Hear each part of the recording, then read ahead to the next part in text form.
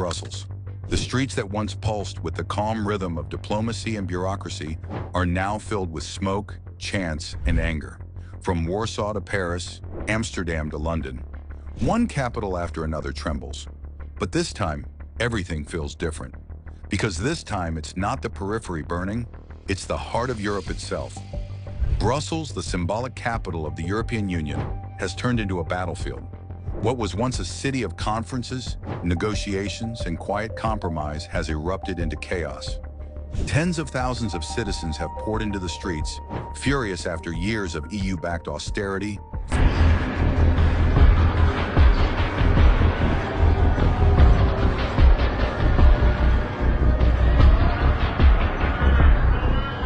Armored vehicles roll past the gleaming office towers of bureaucrats.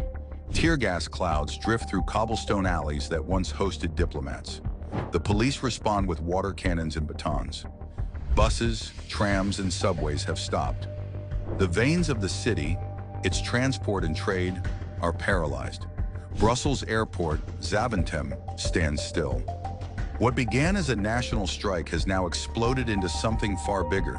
A popular uprising against a government many see as enslaved by the fiscal dogmas of Brussels itself. After not weeks but months of unrest sweeping across the European Union, one question now hangs in the thick, smoky air. Are people finally waking up? And what does that mean for Germany, a country that, so far, still seems to sleep? The breaking point. The endgame began when Minister Bart Wehr, leader of the so-called Arizona Coalition, seen by many as the extended arm of Brussels, pushed through one reform too many. He announced sweeping plans, raise the retirement age to 67, cut social benefits, and restructure both the healthcare and pension systems, all under the banner of fiscal responsibility.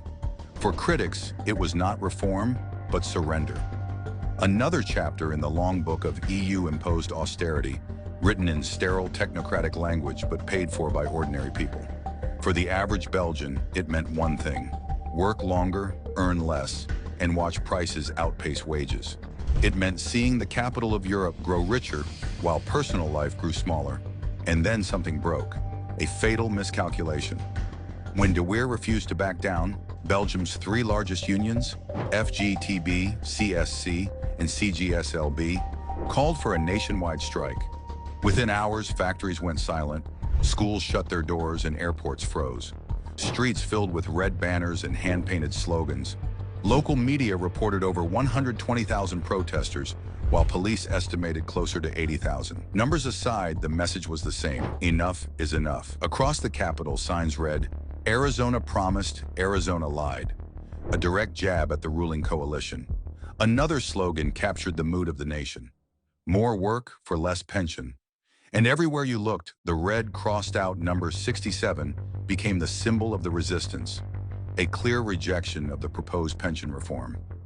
Every chant, every sign, every raised fist told the same story: frustration, exhaustion, betrayal. Voices from the streets, amid the roar of the crowd, one man stood with a homemade sign, his face streaked with sweat and tear gas. "I am in Brussels," he shouted, "with 100,000 others. We reject this government and the measures it's trying to impose. There's only one way to make change.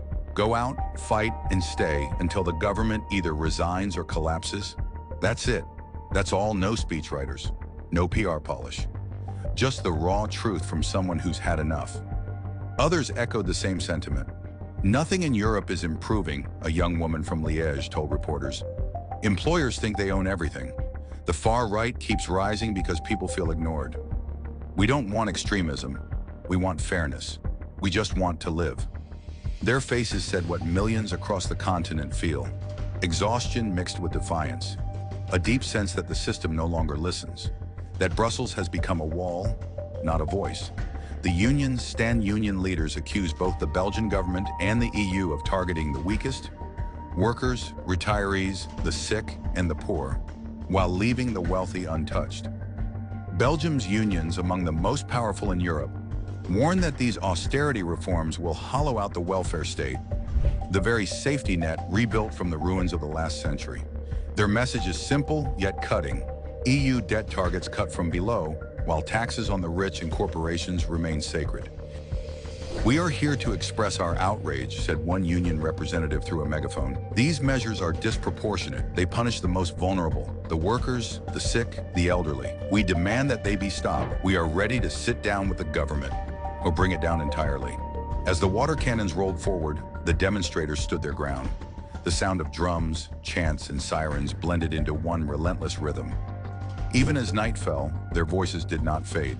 "I am with the FGTB," said another protester, "and I'm here because I condemn how the state is dismantling Belgium's social system. This will throw hundreds of thousands into poverty and replace democracy with control." And now Brussels trembles, not from fear, but from awakening. A continent on edge.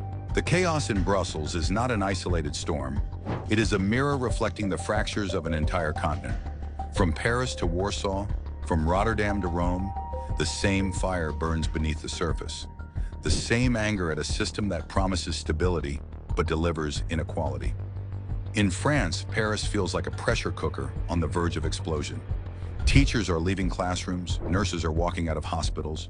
The smell of tear gas lingers over the Seine. President Macron clings to his seventh prime minister, a man who barely survived a vote of no confidence. Every day feels like borrowed time. In the Netherlands, something deeper has cracked.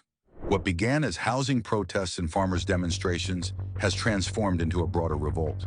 Amsterdam, Rotterdam, The Hague, in every city the same message echoes. We do not decide here in Brussels. People are not just angry about migration policies anymore. They're furious that bureaucrats hundreds of kilometers away decide who lives next door and how much they should pay for their homes. In Poland, the streets are alive with defiance. 80 cities, thousands marching, millions watching online. Their banners read, "No quotas, no surrender." They protest against EU-mandated migrant redistribution, calling it an assault on sovereignty and national identity. And yet, across all these movements, one truth unites them. People rise not because they hate Europe, but because they love it. They feel abandoned by leaders who claim to represent them. The pulse of Europe. You can feel it, the same heartbeat, the same rhythm of anger pulsing from the Mediterranean to the North Sea. The ruling class of Europe calls it extremism. But for the millions on the streets, it's not ideology, it's survival. It's the belief that Europe can still belong to its people, not just to the institutions that claim to serve them. For decades, the European project was built on hope, the promise of unity, peace, and prosperity. But to many, that promise has curdled. The dream of solidarity has been replaced by spreadsheets, fiscal targets, and bureaucratic decrees. Austerity has become the language of governance, and for millions, that language translates to despair. Now the people are speaking a different language, one of resistance. From the red flags of Brussels to the yellow vests of Paris, from farmers blocking highways in the Netherlands to striking miners in Poland, the continent is trembling with a shared sentiment. We've been pushed too far. The question that remains. So now the question isn't if Brussels will be held accountable, but when the next capital will awaken. Because if France, Poland, and the Netherlands are already burning, how long until the same fury reaches Berlin? Germany, still calm for now, watches uneasily as its neighbors convulse. Inflation bites, wages stagnate, rents soar, and yet its leaders continue to preach stability. But beneath the surface, frustration simmers. The same tension that once seemed distant may not stay that way for long. History has a rhythm, and Europe has heard it before. For now, the story ends here.